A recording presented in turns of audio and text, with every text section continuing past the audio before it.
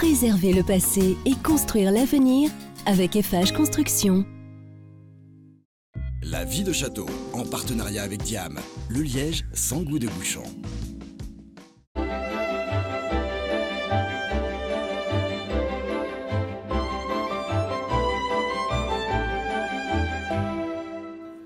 Bienvenue dans cette vie de château très spéciale. Le château, aujourd'hui, c'est la terre, c'est le sol vivant et c'est aussi un homme qui pense, ancien cuisinier, on va faire son portrait. Et maintenant, il s'est mis à la tête d'une cohorte de gens qui pensent et qui réfléchissent à l'agriculture et à l'alimentation de demain.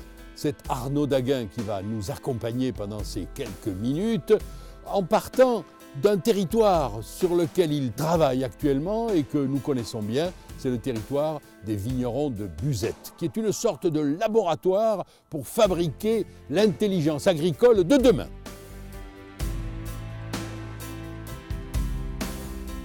Arnaud Daguin, qui êtes-vous? Qui suis-je, où vais-je? C'est difficile de dire qui on est, par contre ce qu'on peut dire c'est d'où on parle. Comme ça explique un peu l'histoire. Je suis cuisinier, c'est de là que je parle. Je suis cuisinier et j'ai longtemps été restaurateur. Et comme on le sait, restaurare en latin, ça veut dire restaurer, ça veut dire remettre en état. Et j'ai toujours pris ce côté de mon métier très au sérieux. Et donc pour remettre quelqu'un en état, donc pour le restaurer, il est évident qu'il faut avoir des produits restaurants, c'est-à-dire des produits qui soient garants de sa bonne santé, une fois qu'on l'aura restauré.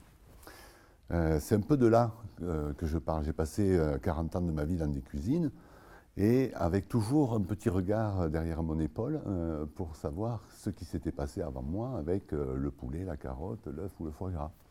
Parce que ça m'a toujours forcément intéressé. Il est évident que nous, les cuisiniers, on est le dernier maillon d'une très longue chaîne. Et il est arrivé un moment où vous n'avez pas été satisfait de ce qui se passait derrière votre dos, hein, dans les champs. En fait, j'étais satisfait à ma petite échelle parce que j'arrivais toujours à trouver les gens qui produisaient bien pour mon usage.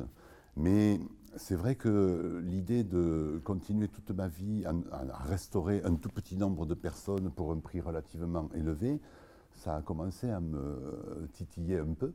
Et donc, relativement tôt, dans ma carrière, on va dire, je me suis occupé du plus grand nombre. Et donc, j'ai commencé à regarder ce qui se passait pour la plupart des gens au niveau de notre alimentation.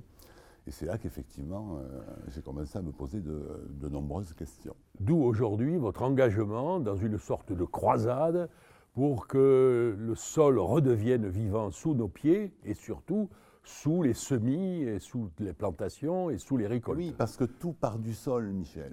Tout part du sol. Et surtout, et y compris la biodiversité, donc le vivant. Et donc c'est par là qu'il faut commencer, si on veut qu'il y ait des oiseaux dans le ciel, des rapaces, des abeilles, des insectes, et bien ça commence par les bactéries et les champignons. Alors vous agissez à l'aide d'une association, vous pouvez nous la nommer naturellement. Alors c'est une association qui s'appelle Pour une agriculture du vivant, c'est même plus qu'une association, c'est un mouvement. Et vous avez des associés, j'allais dire, armés, l'un sur l'arbre et l'autre sur les vers de terre, c'est oui. ça? Alors, du côté de ceux qui font l'architecture, on va dire agronomique, on a donc ces personnages dont vous parlez, Konrad Schreiber, Alain Canet, François Mullet, Arthur Burezi. Et puis du côté des partenaires très intéressés par le sujet, et notamment quelques pionniers, eh bien, on est chez l'un d'entre eux ici, hein, la cave des vignerons de Buzet, c'est un pionnier de l'agroécologie dans les vignes. Et puis on a aussi des groupes de l'aval, comme on dit, c'est-à-dire ceux qui sont les gros tuyaux de la distribution et qui commencent à se poser, un peu grâce à nous, les bonnes questions.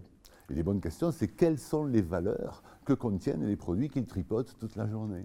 J'allais vous poser la question pourquoi vous êtes partenaire des vignerons de Buzette, vous avez en partie répondu.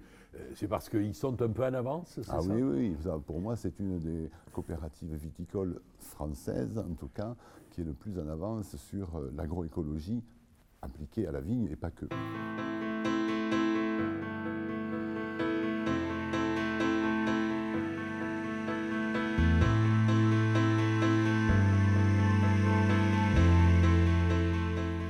Arnaud Daguin, c'est un peu curieux de parler de sol vivant dans des ruines. Alors le sol, il est toujours vivant, d'accord, mais La preuve. bon, la végétation est folle ici. Vous voudriez que toute l'agriculture de demain soit dans des sols avec de la végétation folle, un peu comme ça? Folle, pas forcément, mais en tout cas vivante. Il n'y a pas plus productif que le vivant. Hein. Et contrairement à tout le reste de notre planète, c'est peut-être la seule dimension de la Terre qui soit infinie.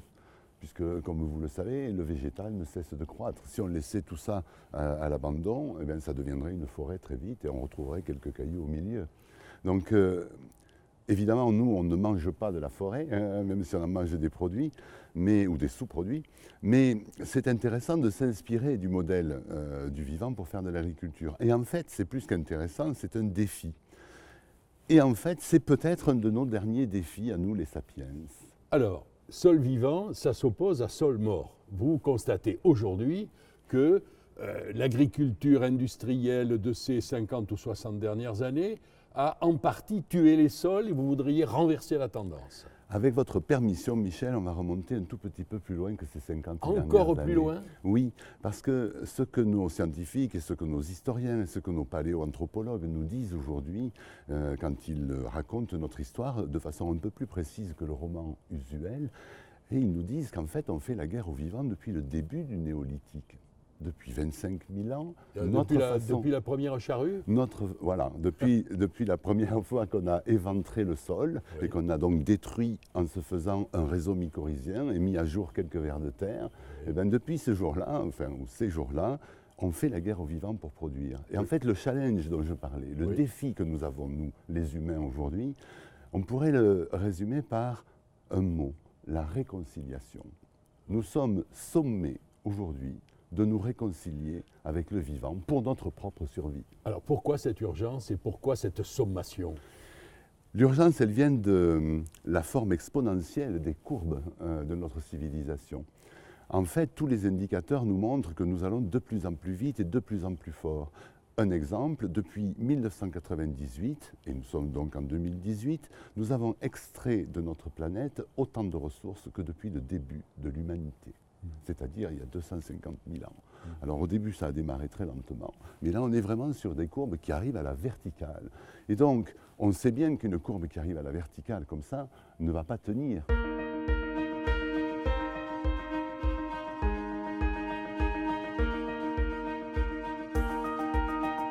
Arnaud, on est toujours sur le territoire des vignerons de Buzette. On est dans le sol, on est dans le vivant. On a des bois, on a de la vigne, on a du bétail sans doute, on a la vallée de la Garonne pas loin.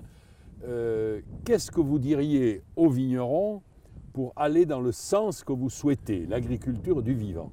Concrètement, qu'est-ce qu'il faut qu'ils fassent? Ici, on est assez bien placé puisqu'ils y sont déjà, en grande partie. Sur les 1800 hectares de vignes des vignerons de Buzet, il y en a déjà 1000 qui sont en couvert permanent. Alors, le couvert permanent, c'est quoi? Qu'est-ce que c'est que le couvert permanent? Le couvert permanent, c'est la réponse à un dicton qui commence à monter en puissance aujourd'hui, qui dit « sol nu, sol foutu ». Donc, un sol couvert est un sol qui vit. En fait, on pourrait se dire, tiens, il n'y a pas trop de biodiversité ici, puisqu'il y a une seule plante, en gros, c'est la vigne, hein, voilà. Sauf que la biodiversité, elle commence dans le sol. Et on voit bien que dans ces rangs de vignes-là, le sol n'est pas travaillé dans les interrangs, il est même couvert d'une végétation. Et c'est cette biodiversité-là, et ce qu'il y a sous le sol, qui va faire qu'on va retrouver, comme tout à l'heure, on a vu des buses dans le ciel, des insectes partout. Alors, est-ce que c'est pas plus facile, s'agissant de la vigne, que s'agissant par exemple des céréales? Comment on peut faire pour produire du blé, du maïs, de l'avoine, que sais-je encore, avec des sols couverts? Qu'est-ce que vous leur diriez? Vous plantez des arbres alors, c'est ça? D'abord, c'est pas moi qui le dis, parce que agronomiquement, je suis incompétent, hein, même si je commence à avoir compris un certain nombre de grandes lignes. Mais ce qui est sûr, c'est que l'agriculture de demain ne nous permettra pas, et c'est tant mieux, de laisser un sol nu 140 jours par an, comme c'est le cas aujourd'hui.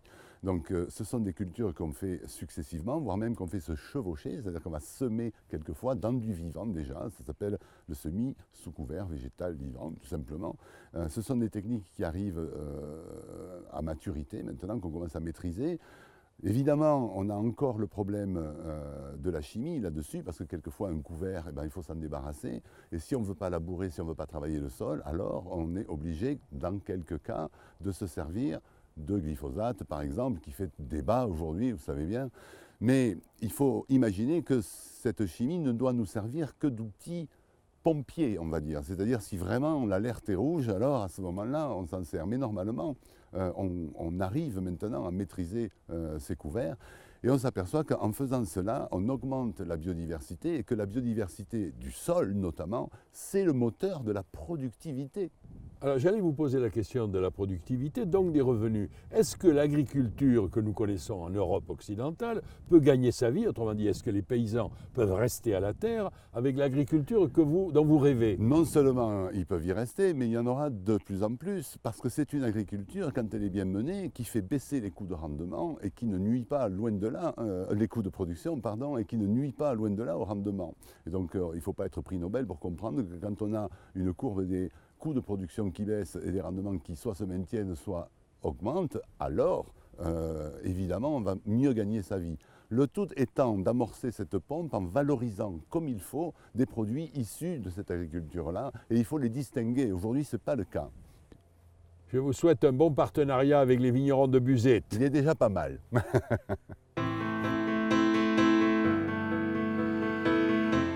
Connaissez-vous la lysimaque commune, l'épilobe à grandes fleurs, le potamote nageant et le nénuphar jaune? Eh bien, ce sont 4 plantes qui sont ici à l'œuvre et qui filtrent, qui nettoient, qui épurent les effluents de la cave coopérative des vignerons de Buzet et qui rend l'eau absolument propre et neutre. C'était une vie de château un peu spéciale avec celui qui devient déjà le pape des sols vivants. Je veux parler de Arnaud Daguin, partenaire de cette cave des vignerons de Buzet.